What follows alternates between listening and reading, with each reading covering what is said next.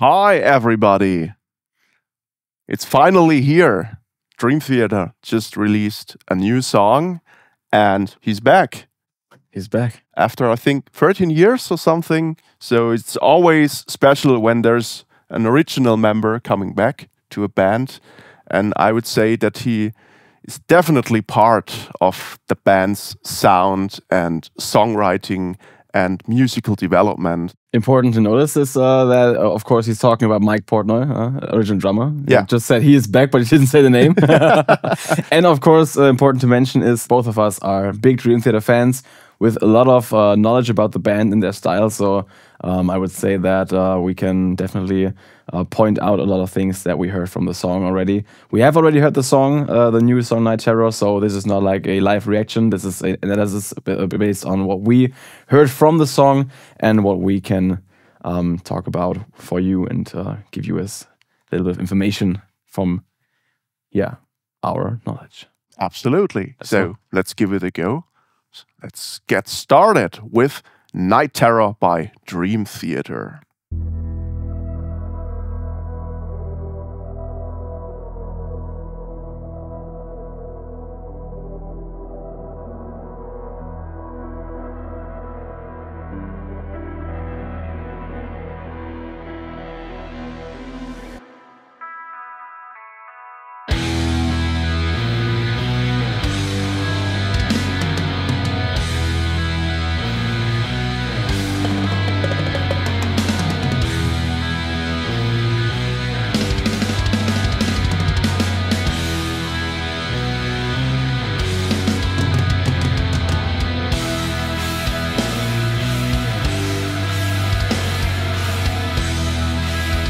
If we listen to the drum fills and the actual start of the drums, when Portnoy plays the iconic Chinese cymbal, it totally reminds me of As I Am. Yes. So let's have a comparison at this point.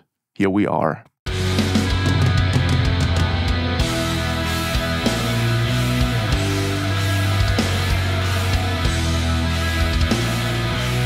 Okay, the Chinese cymbal and this groovy section that really reminds us of the song As I Am from the Train of Thought record. Here we are.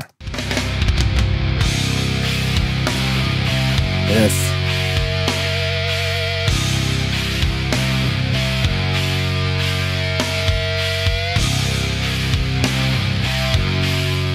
Yeah, it's not the same, obviously, but very similar it's vibe. Very similar and much inspired Yes. by one of their, I would say, most iconic records of the 2000s. And this song is played or has been played live a lot of times. Yes. Also, what comes to mind for me as a guitarist, especially, is like the scale that Petrucci is playing, like the whole key tonality that's revolving around. It's like this evil, menacing, threatening vibe. It's like the same feeling with Night Terror as I Am. So that's definitely something that instantly pops up when you hear the song and you know the band. She's like, okay, I know this. I know where this is going. We already covered the first intro section, so let's go on with the second one before we dive right into the verse. Yes. Let's go. There it is. We bring up the pace a bit.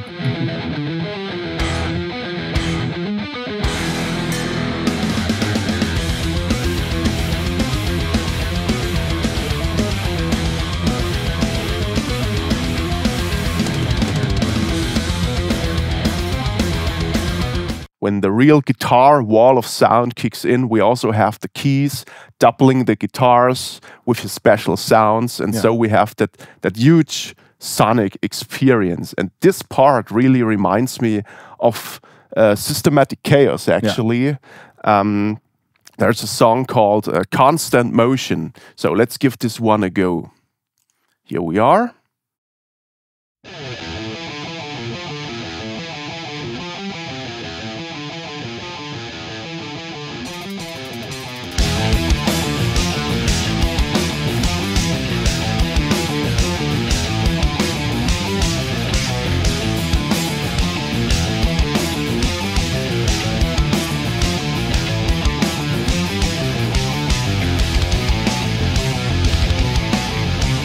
so they fly. Of course, it's different. It's another key. They also change the variations, time signatures. But I think the mood and the feel is totally there. Yeah. Like Night Terror has a bit like more tempo. It's more straightforward even because of like the 4/4 time signature. Like constant motion changes a bit like over time. But I think it's a very good approach to like really get the song going in terms of Night Terror.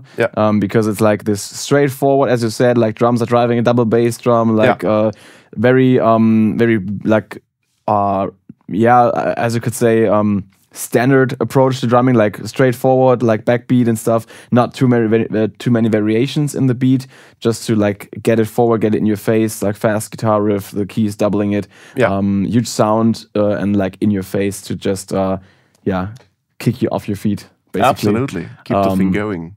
Now, finally, we reached the verse after something like 2.5 minutes. So, surprise. Are there still vocals? Yeah. So, James LaBrie is coming in. Let's give this a go.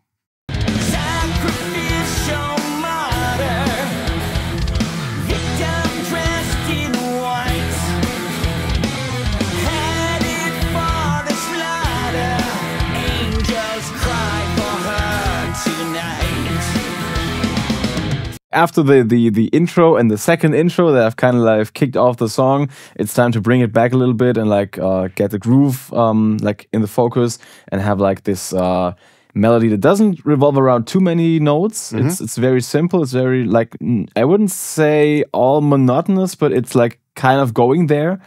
And it reminds a lot of the song Rite of Passage from the Black Clouds and Silver Linings album, which has a similar approach to vocals and a similar riffing also in the guitar, a similar vibe from like the tonality. And it's once again a self-reference from another album but also one that is, of course, from the Mike Portnoy era and showcases the songwriting and showcases like the musicality of like the combination of people. And the approach, how they combine the vocals with the sometimes a little bit technical instrumental section. Okay, a rite of passage from Black Clouds and Silver Linings. Here is the verse. Since the new world order played upon our fears, spreading accusations of radical ideas. Okay, let's go on. I think we will talk about the chorus section maybe a little bit later. Let's see what we have here. Now the fun part begins. Mind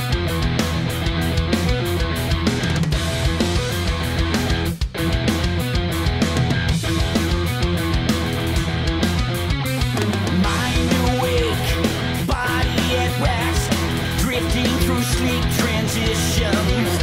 Okay, the riffing really reminds me of that second intro section where the drive comes in like this constant motion, systematic chaos kind of feel. Yes. But what we can both agree on is that the rhythmic interchange. So the riff is almost like the same, what Petrucci does on the guitar, but now it's up to Mike Portnoy to add some variation, to have some movements, and that we can hear that perfectly. So that's typical Dream Theater stuff, typical Portnoy stuff. What do you think about this part? I find it very interesting, and it was like a very big like ear candy moment the first time I heard the song. It's going against the thing. It's going really hard against the straightforward vibe that like the guitars and the vocals keep, and it's that makes it interesting. Like that makes it like brings so much tension into it, and that is something that Dream Theater have always been like so masterfully doing to like mix up these different like sounds and rhythms and really make it interesting that way. One thing that I actually noticed, besides the typical and iconical fills where he uses the octabands, not only the toms, but his huge and big drum kit, is the snare sound. Because when we go back in time, the early 2000s records like Train of Thought, maybe Octavarium, Systematic Chaos, even Black Clouds and Silver Linings, for me, the snare sound was rather thin then with a lot of balls. So not so much low end and fundamentals, but high frequency, in your face, shifting like in your snapping. face, compressed, snapping, exactly. And that's something I was kind of looking forward to, or maybe expecting it to happen again. Especially like since Mike Mangini's snare has always been like sounding very thick and like sometimes even overproduced. With lots of layers and trigger sounds. Yeah, of course, and that's something that I was looking forward to as well. Just as you said, like I was hoping for, or like that's also what we got to like kind of spoiler it, but for like the natural and the roomy and the lively sound of the drums coming back to Dream Theater, because I think that is a big aspect of the band's sound that so many people appreciate. Absolutely. So I would say we have it again, but we also have the energy around 150, maybe 200 hertz that I was always missing in the past, when I would say, okay, that sounds kind of thin. I can hear it, it's there, but also the kick drum is quite clicky and the snare is high frequent and compressed, so they are very close to each other, especially if you listen to albums like Black Clouds and Silver Linings. They use a lot of compression on the drums, obviously, which might work, of course, but to me it's a lot more organic, lively, modern, of course. There's a modern approach. That's something that I really noticed, that the snare doesn't sound too typical, but it totally makes sense, because we have what we had with some more balls in the lower section. and that is especially something that I find important to point out, because it's like the snare sound is still like, it still sounds like natural in a way. It still sounds like roomy in a way. It doesn't sound like too over-processed. It doesn't sound like it's coming like out of a box or something. Like it's just like the same like plug-in sample sound for 10 minutes. Good point. It doesn't sound like that, and that's something that I really appreciate, because I'm typically not a fan of this like modern approach to like do like all the drum replacement stuff. It's not like I think like at least that I can hear that, and it also always annoys me when I notice it. So I was really hoping for the drum sound to be like more natural, and that's what I got. But it's like an enhanced version of the original sound, which is a good thing, because like as you said, on these albums that you mentioned, the drum sound wasn't always this like optimal, which is a shame, especially when you have a drummer like Mike Portnoy to have like the both extremes. If you have a drummer like Mike Mangini, I think it's kind of not disrespectful, but inappropriate to overproduce the drum sound and take the life out of it. On the other hand, if you have a drummer like Mike Portnoy, it is kind of inappropriate to have a sound that sounds like it's, I don't know, machine. Like a machine, or like take all the life out of it by removing like the low frequencies, or like making the kick sound too clicky. It's like it's not like Metallica kick or something. Good point. Absolutely. So what do we have here? Let's give this one a go. Ah, there it is. The chorus. The chorus. Okay, the chorus. Once again.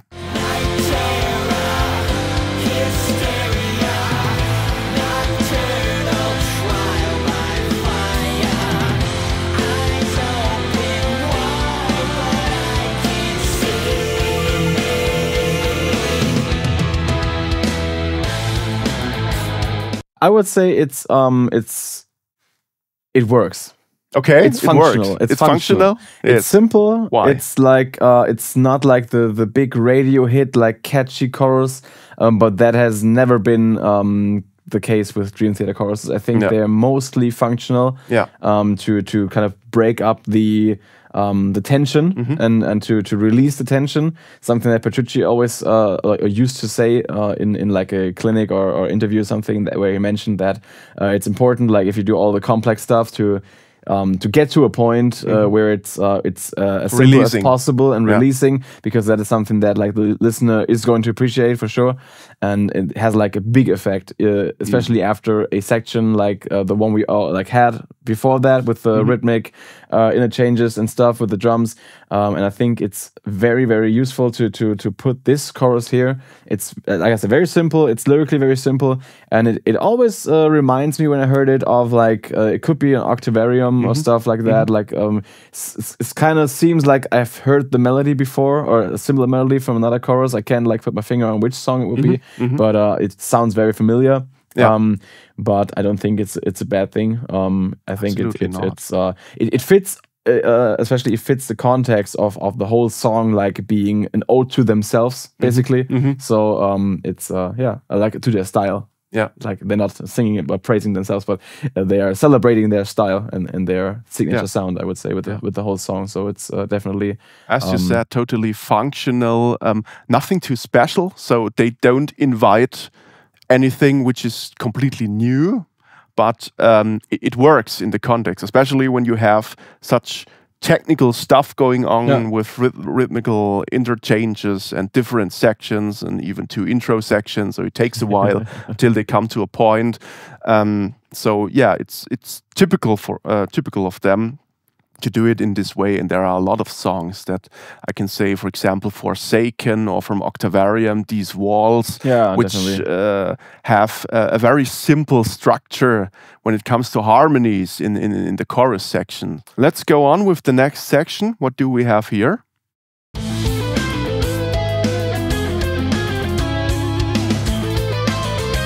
Instrumental part.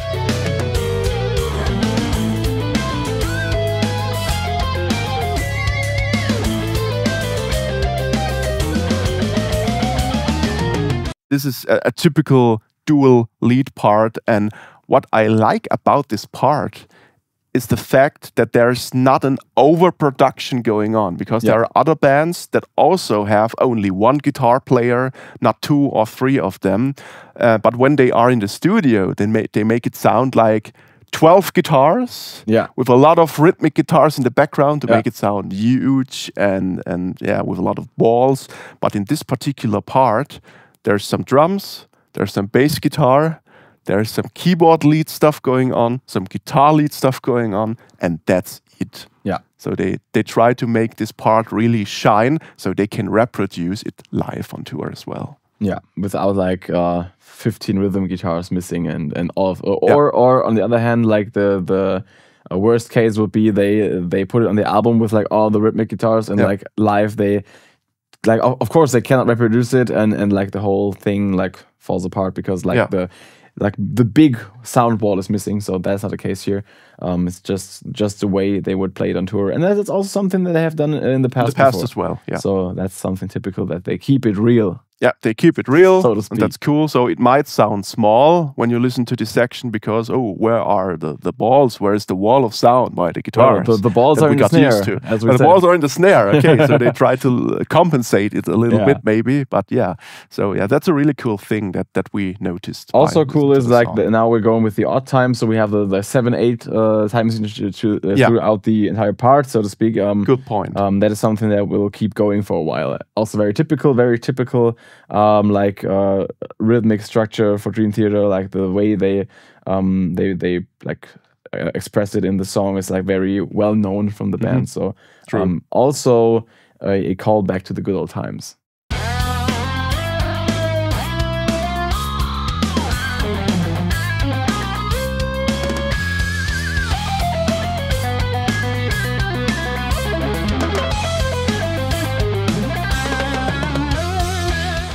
Wow. Guitar solo. As a guitarist, what do you hear when it comes to sound? What are your thoughts? Yeah, my thoughts are that it's like at first it sounds a bit weird because like the effect and the sound he's using is a bit unfamiliar. But you can instantly recognize his playing. Of course, you notice that it's like it's the basic, like is it a sound? Is a sound? It's like the whammy bar stuff, like the trilling going on, and also the flow of his playing. But there's this very like present chorus effect on top of it that sounds a bit like a chorus. I think it's a chorus, which makes it like it's also a bit like dampened the sound. Like the highs are a bit cut off. I think it's like some kind of mid-rangey, not too sharp though. It's more like, I don't know how to describe it. It's very significant, like a very how do you say? It's very distinguished. The sound, and I think it's a new sound that he's using, but it makes total sense in the context of his playing to use this. I don't know why he chose this in this solo, like particularly, but I'm excited to see if it comes back on the record. Like that's something that I cannot like point out to any as any reference to any older track, but it's something that I would say to me sounds fresh and new. I think there is another solo section where it comes all back. The release. Yeah.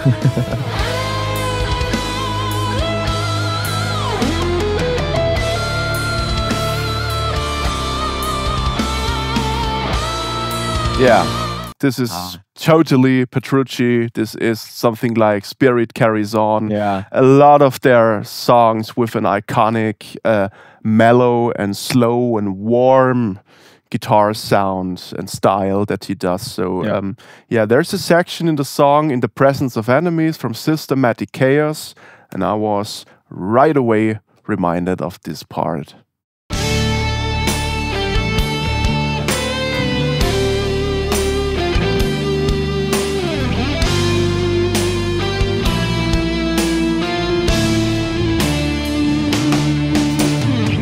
Definitely, yeah.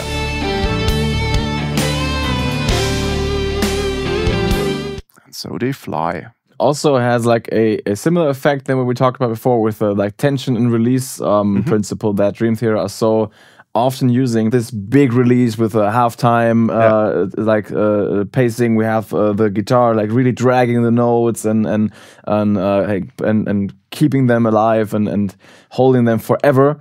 The slow melody, beautiful melody, and then in Night Terror it's the same thing. We have like all this 7/8 stuff going on, all the rhythmic, rhythmic playing and all these odd times, and the solo with a weird sound, which is still kind of chaotic in a way.